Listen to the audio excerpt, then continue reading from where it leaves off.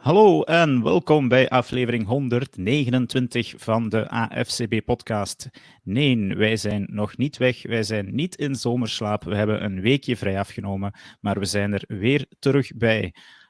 Waarom? Het NFL-seizoen is wel degelijk afgelopen, maar dat wil niet zeggen dat wij gaan stilzitten of stil liggen. Nee, er is natuurlijk nog veel aan de hand en we gaan vanaf nu een beetje met onze ogen naar twee kanten moeten kijken. Niet naar NFL en college, maar de NFL, het off-season gedeelte is begonnen. En langs de andere kant de BNL hier in Europa en de lage landen is van start gegaan. Daar gaan we ons op focussen. Dus vanavond ga je dan ook al direct een twee stukken in deze podcast zien. We gaan eerst nog een kort stukje NFL doen en daarna gaan we over naar de BNL, want dat gaat dit weekend van start gaan. Met mij vanavond hier in de podcast Rijn. Goedenavond. Dag Dirk, goedenavond. Het is alweer een tijdje geleden. Ja, je bent even afwezig geweest uit de podcast, inderdaad. Maar jij bent onze leading man van ons BNL-team, dus we gaan jou dan weer wat meer horen en zien de komende weken. Als je dat zo wil noemen, dan neem ik die titel graag op mij. Dus we gaan ook livestreamen tijdens de BNL-games, dus daarover straks meer uiteraard. Onze jonkies, Jens en Alexis, die zijn nog volop aan het studeren voor de prospects die ze binnenkort mogen gaan studeren richting de draft die eind april is. Dus hen ga je binnenkort weer horen. Vanavond gaan we het eerst even hebben, een kort stukje NFL, over de NFL Team Needs. Waarom doen we dat? Omdat dit weekend natuurlijk de NFL Combine in Indianapolis van start is gegaan. En kijk, we zijn live trouwens ook. We hebben het maar kort aangekondigd, niet op onze vaste dinsdag. Dus ja, we zien toch Peter de Stoop, vaste gast. Goedenavond, Peter. Zoals vaker, Rijn heeft een Steelers jersey aan.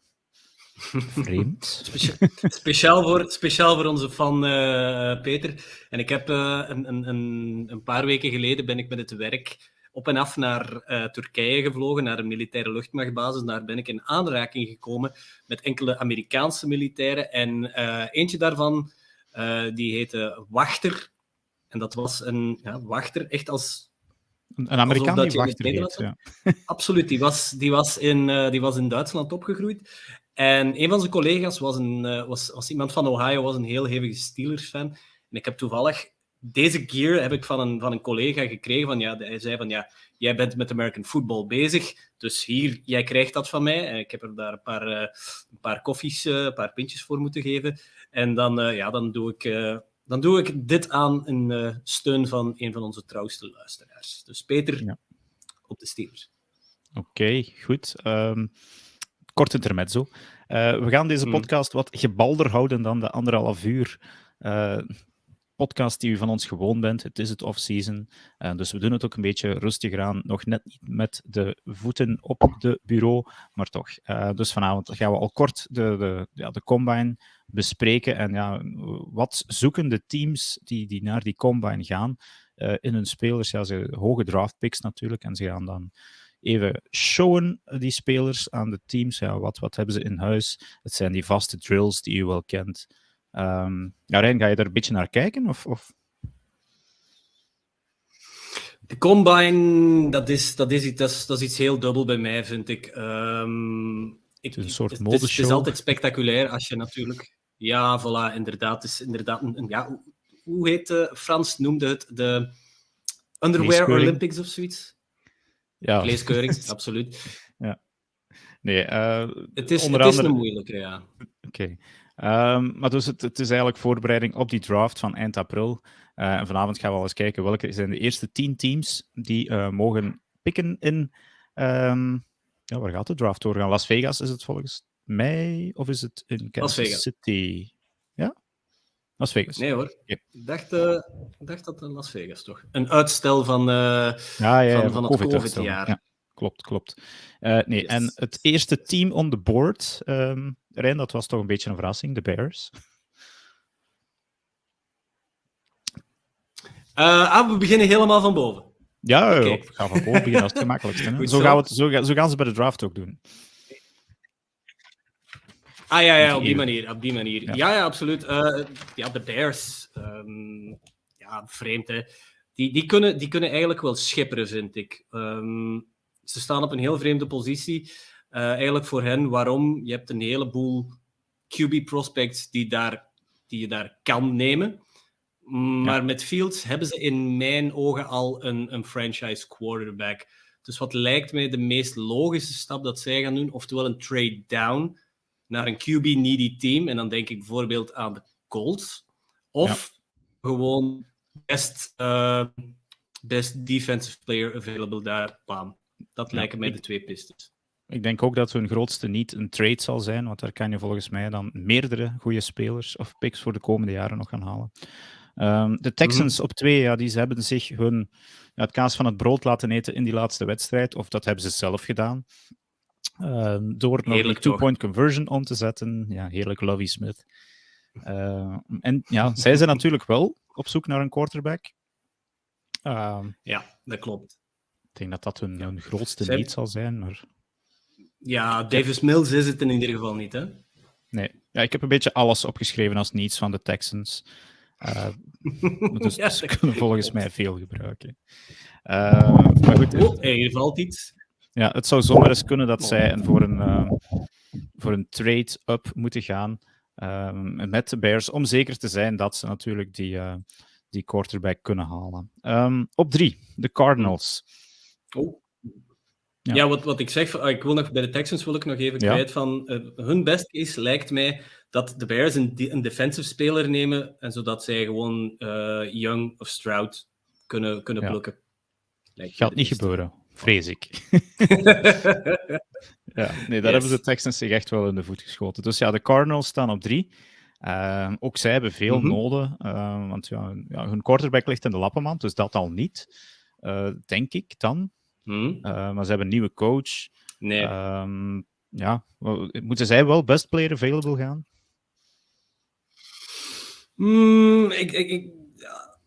From the top of my head denk ik dat ze eerder voor een edge rusher willen of zullen gaan. Waarom? Je hebt J.J. Watt die op pensioen gaat en dan heb je Zach Allen. Die wordt een unrestricted free agent. Dat lijkt een heel groot gat dat een J.J. Watt en een Zach Allen daar eventueel... Zach Allen, je weet het niet of dat die blijft of niet. Maar dat lijkt mij een piste die dat zij kunnen bewandelen. En ook in een O-line zijn 4 van de 5 starters zijn unrestricted free agent. Maar is dit een goede draft voor O-line-spelers? Dat kan jij beter vertellen dan ik, denk ik, Dirk. Op 3 nog niet, denk ik. Op 3 zal het eerder voor die edge zijn. Of ze moeten wat naar beneden traden en daar liggen wel enkele O-line men goed te wachten. Op 4, de Colts. Je vernoemde ze al als een QB-needy team. Kandidaat nummer 1 om naar boven te traden. Die hebben nu jaren... Ja, absoluut wel. Zij hebben nu hoeveel jaar, een stuk of 3, 4, 5 jaar, op echte stopgap QB's moeten teren. En zij hebben nu voor het eerst sinds 2018 hebben ze een top 10 pick. En voor het eerst sinds 2012 hebben ze een top 5 pick. En wie kwam er in 2012? 2012? Bij de Colts. Andrew Luck. Niet? Luck? Absoluut. Daar is toen Andrew Luck uitgekomen. Ja, absoluut. Ja. Dus ik zie ze alleen maar op die plaats, als ze daar op die plaats, oftewel traden ze naar boven, oftewel, als daar al bijvoorbeeld 2 goede quarterbacks weg zijn, wie dat bij hen zal passen. Maar zij hebben gewoon een quarterback nodig en zullen ook een quarterback draften. Ja, daar is geen weg tussen. Waar het wel open ligt, is het team van onze fan Kevin de Beveren, de Seahawks. Zij hebben Geno Smith in de rangen. Maar daar denk ik dat ze misschien ook wel eens voor een edge player, een edge rusher zouden kunnen gaan.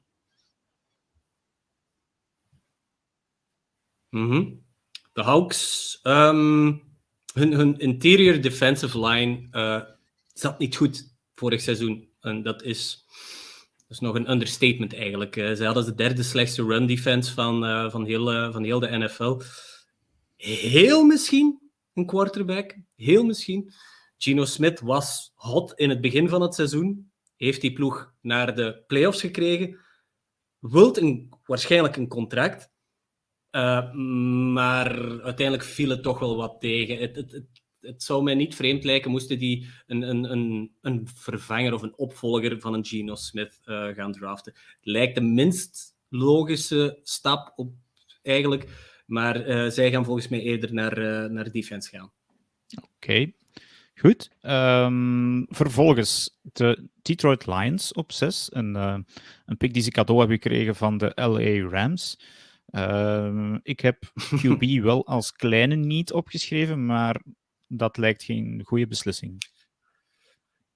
De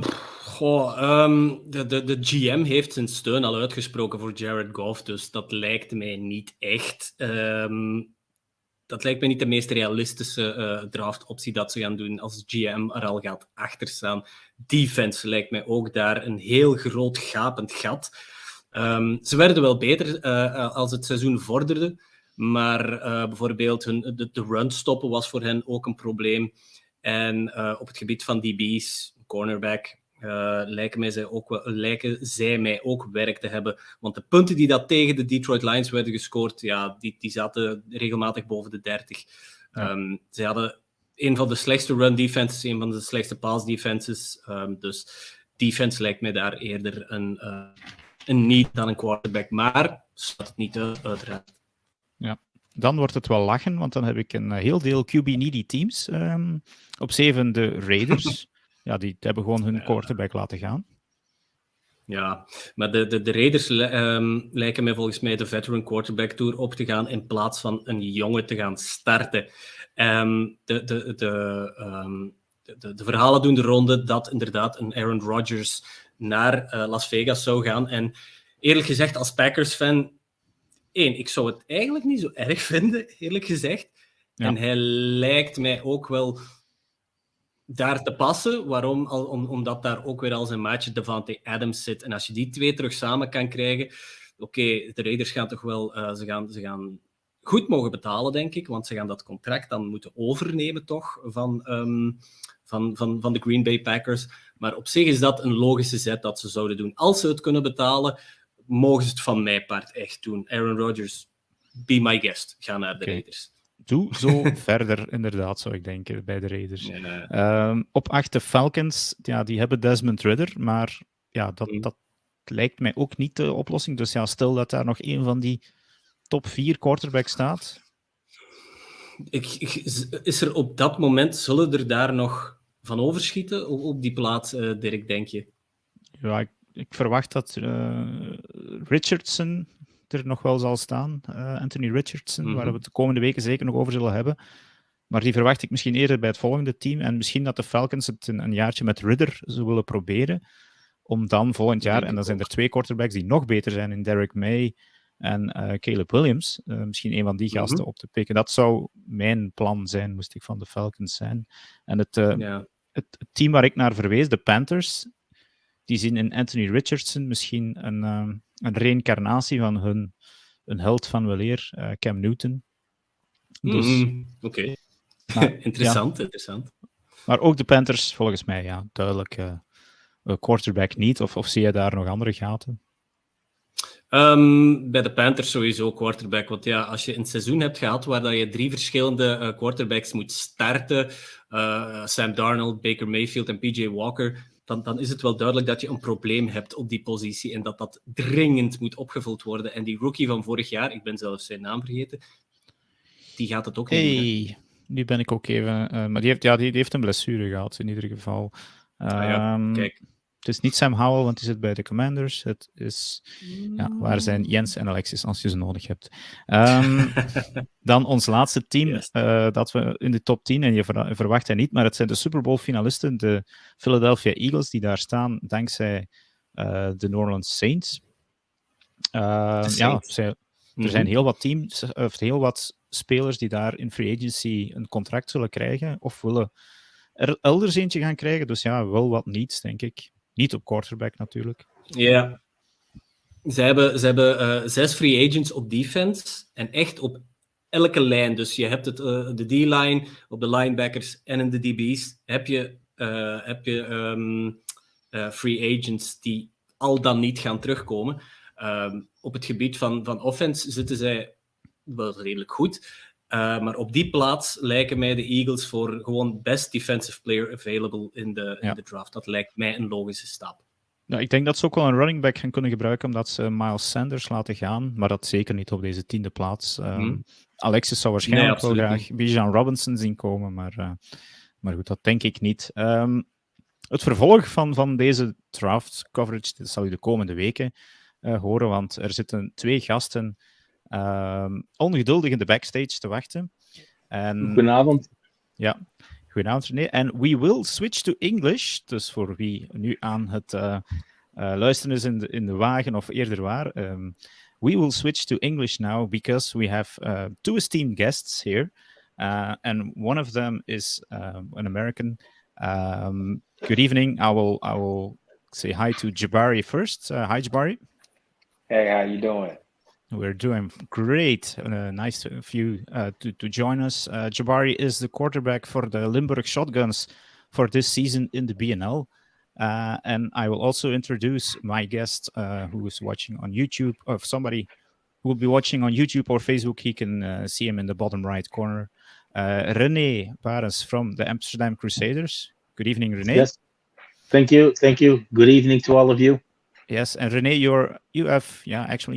you can put 2 hats on tonight because you're the O-line coach for the Amsterdam Crusaders, but you're also a BNL commissioner. Well, not the commissioner. I'm the representative for the Netherlands part, where Michel Eeman is the representative for the Belgium part. Actually, we still have a job opening for a commissioner. You still have a job opening for a commissioner. Okay, yeah. Yes. There we go. I'll be thinking about that one. Okay, gentlemen, nice of you to join us here. We are on the doorstep of the start of the BNL season. Maybe René, you've missed football for like 9 months now. Are you looking forward to the start? Well, yeah. I mean, of course, we had the NFL, which just ended like a month ago. But of course, the BNL, that's something that you look forward to, and I'm really happy that we're starting it Saturday.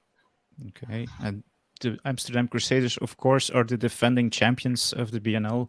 And as we said, Afcb Belgium, well, we will be there, hopefully, at all the marquee games. There will be a game day game every the game week. of the week. The game of the week. And if everything goes right, we will be there. That game of the week will be broadcasted live on Facebook, the Facebook page of the BNL. Yes. Exactly. What we did is that we have, of course, multiple games in a playground, but since we do not have multiple AFCB guys, we decided to pick one game to live stream. So each round there's one game that's going to be live streamed, which is going to be the Ghent Gators against the Brussels Black Angels this coming weekend. Yeah, so we will be there in Ghent.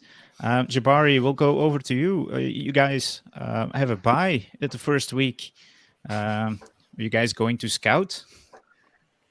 Absolutely. You got to use those bye weeks to your advantage, you know. I know we're very excited. Me personally, I'm very excited to, come to a new league and, see how football is being played in Belgium. I had my experience a week ago to have a preseason game.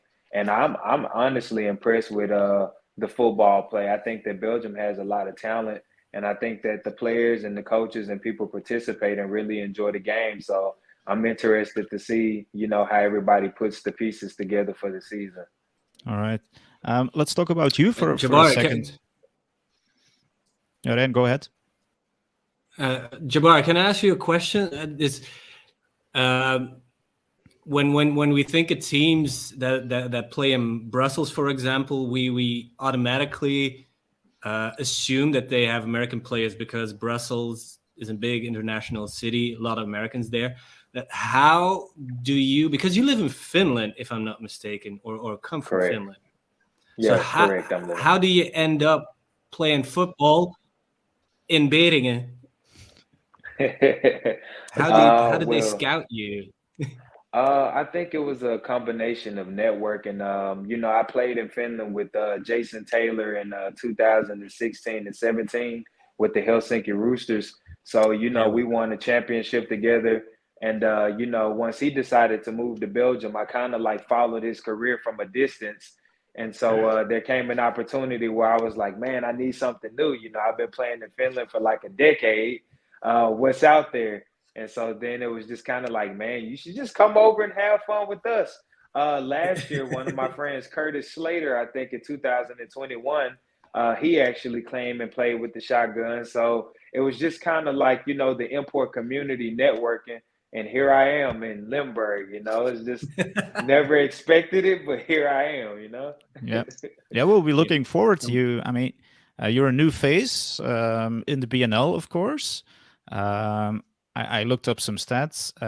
Now we were talking about the combine before, me and Ren, and you were listed as 6'2", 225. So that's about great height and weight for a quarterback. But I also saw a 4.41 40-yard dash. Is that still the case? No.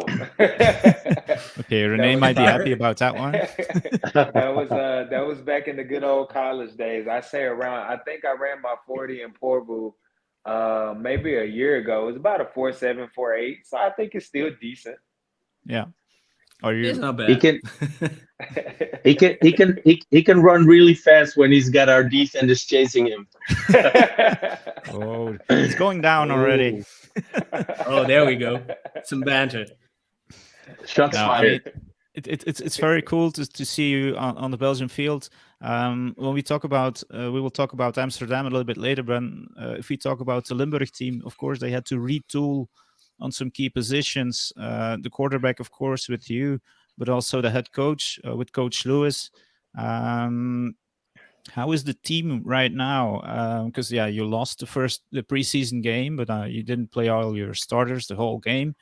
But are you still, warming up?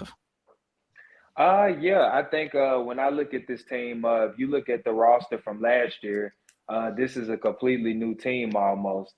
I think we've had a lot of new faces, including myself joining the team. So I think the preseason game was a testament to that, to us trying to learn how to gel together, trying to learn new systems. And I think, that's going to be a process for the first half of the year. So I'm still confident about the team that we're trying to put together, but we're definitely a new team and we just have to all buy in, new head coach, new OC, new DC, new quarterback. If you follow football, these are all elements of the game that takes time to put together. And with me joining the team so late, I think I signed in December and, I finally came to Belgium in February. So, I'm still trying to learn the guys and I think that they're trying to learn me as well. So it's definitely going to be a process, but I think we're going to be okay at some point. Yeah. Okay. René, let's switch to your team for a second. You also lost a few key players who made a difference. Yeah, the 2022 season saw the end of some legends at the crew like Miguel Castella, Rajiv Hoy, our nose Shaq. And some other guys, a good linebacker, Hassan. And so we had at least 4 or 5 veterans quitting due to retirement. Then again, we also had some veterans that rejoined. Yeah. So I cannot say honestly that we really lost so many players that we're going to be weaker.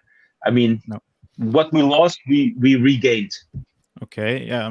You mentioned Miguel Castella. He was a big part of your the 1-2 punch you had last with year. Berto. Yeah, but also Paul Gele, the kicker. He is that's a big loss. He's still in the United States at the moment. I mean, Jabari.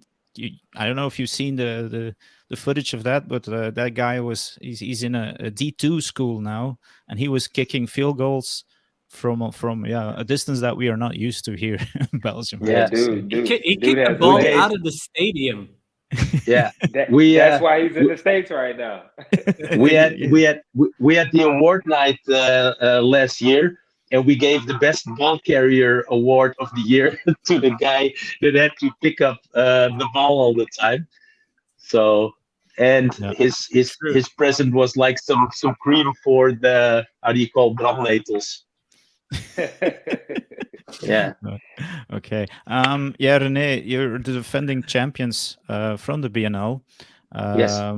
Sadly, you're still the only Dutch team in it. Hopefully, we can put a show on this year. We will change. Yeah, we will change that. I have some good news. Talks with AFBN.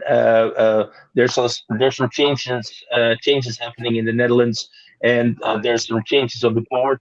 And the new board is open for changes. They are looking at the BNL with a lot of positivity. So we think and hope that in 2024 more Dutch teams will join because the BNL will get some accreditation from AFBN. Maybe I'm running in front a bit too much because nothing has been decided yet. But the talks are there, and things are looking positive. Yeah, we are hopeful that have it's a tight schedule this year. With every team will play each other twice, a home game, an away game, and then each team will have 2 byes. So it's a fair and balanced schedule. René already mentioned that this week the Gent Gators will host the Brussels Black Angels for the first game of the week, and the second game will be the Kasteel Nitros. I'm still getting used to that name. They will host the Crusaders. René, are you expecting a win, an easy win, or because the Nitros they have also retooled at some positions? They have some French players. There is no such thing as an easy win. I mean, we cannot afford that kind of complacency. I mean, we need to give the respect where respect is due. I'm 100% sure that the Nitros are preparing for the game against Crusaders for a long time now, and we do not underestimate them one bit. Everybody goes out there on the field on the gridiron to win, and we are going out guns blazing. So, yeah. Okay, I'm confident. I'm confident in my team. I mean, I think that we prepared as good as I hoped, but we're ready. Okay, yeah, Jabari, you see, René, he's ready. So I hope the shotguns as well. Yeah, we have no choice. We got to play them twice. Yeah. All Jabari, if you had to describe your playing style, what would it be? More of a dual threat. I mean, I think that a lot of people that have watched my film, they'll, say that I'm a guy that has a very strong arm, and I like to run the ball when necessary. With a 6'2", 225 pound and frame in Europe, you have to use all of your ability. So I always get characterized as a dual threat quarterback, running quarterback, whatever fits the mold. But I like to say I'm a dual threat quarterback, very balanced. It'll be interesting to watch these games, especially between the Crusaders and the Shotguns. With you'll as a dual threat then on one side, and Jasper Nijland, who is more of a pocket passer on the other side. But he has a good bunch of running backs, and very very strong. Jasper got some wheels. He's got some wheels. He's got the size. He does. Yeah, he used to. I follow Jasper because I've known of him for a long time, and I mean, he used to be a receiver, so he can run when he wants to run. He's a very talented quarterback, and I always looked at him as what you like to say, a prototypical quarterback. Like when you look at the height and look at the mechanics, he's a very good quarterback, and I look forward to seeing him again in person. I got a chance to. We had like a Kings of Europe 7-on-7 tournament in Amsterdam last year, and I was coaching a team from Finland, and I got to see him throw. So I was very impressed with what he could do, and it's even more impressive watching him on the field. So it'll be nice to see him, actually competing against them. Yeah, he's also a very strong leader on the field as well, which is of course very important. Let's mention the other teams for a short while. We've mentioned the Nitros already. The Ghent Gators, Ren, they are the underdogs in this BNL a little bit, but they got my sympathy every time I see them. Oh yeah, absolutely. I think you have to be careful with the Ghent Gators because last year the Shotguns, they played the Ghent Gators I think once or twice, not in the competition but in the Belgian competition, and they put up quite a fight. And I think they only got better this year. So that's the most interesting part of this BNL league is that it's teams that want to be more professional. Yeah. You're all the teams are adding players. You see them posting about their upgrades in coaching staff and everything. Like the whole vibe around the new league is great. I think everybody is getting enthusiastic, and players are getting enthusiastic. So it's a great vibe. For the listeners and the viewers, Ren froze for a second, so I'll be taking the podcast from here on, or he will be joining us by cell phone. Yeah, Ren? Absolutely. Okay. Okay, he's back. I got one lousy connection here. By the way, not there are some listeners or viewers giving out comments as well. You can always do that. We will do this podcast hopefully every week with a BNL segment, so be sure to join us there. He's Soraya. René, you must know. Yeah, she's making the chicken in the canteen of the Crusaders. I mean, you have to have a broodje hete kip from Soraya. A chicken sandwich, amazing. That is. Yeah, chicken sandwich. Hot chicken. Hot chicken. All right. So, we will be hopefully going to Amsterdam for sure for the finals because the Amsterdam Crusaders are hosting the championship game, of course, in a few months. One more team I wanted to discuss for sure with you guys, and is the dark horse, I believe, in this competition, the Brussels Black Angels. They have a big recruiting ground down there in Brussels. I've been watching their social media for a few months now already, and they seem ready as well to chase maybe in the first place the Shotguns for second place, but also your place, René, as the champions. So, Jabari, have you paid attention to the Brussels Black Angels on film? Absolutely. Since I joined the Shotguns, that's the team. That's one of the other teams besides the Crusaders that everyone talks about, the Brussels Black Angels. They have a big rivalry with the Shotguns. So, a lot of the players, they hate the Black Angels and the Black Angels hate the Shotguns. And it's very well known. But I think that, them coming from the other league as the champions, I think that they have a lot of confidence as well. So from what I've heard, they're very physical. Watching them on film, they're very physical, kind of like the Crusaders are. So I think it's very nice for the league to, get good quality competition. It's not about how many teams in the league. It's about how many competitive teams are in the league. And just me as a player looking at the schedule, I haven't saw a team where I'm like, oh, we should win this game or we should win that game. But they're definitely a team where I'm like, ooh, we got them and the Crusaders back to back. I'm like, ooh, my body's going to be sore. Yeah. No. I see Robert Peters is also. Our guys are very, very happy to have another team that actually wants to challenge us, for the cup. It hasn't happened to us in a long time in the Netherlands, so we are welcoming all the teams that challenge us because it makes American football interesting for our players and for the coaches as well. Okay. All right. I think it's about time we wrap up this podcast. Like I said, we will be doing a short segment on the BNL every week. Of course, the action starts on the field Saturday. Both games kick off around 6 p.m., if I'm correct. Exactly at 6. Yeah, all the BNL games are at 6 o'clock. All right, That's and nice. as we have mentioned before, you can watch the game between the Ghent Gators and the Limburg and the Brussels Black Angels. Shotguns are on right there. there. Yeah. No, Yeah. Wishful thinking.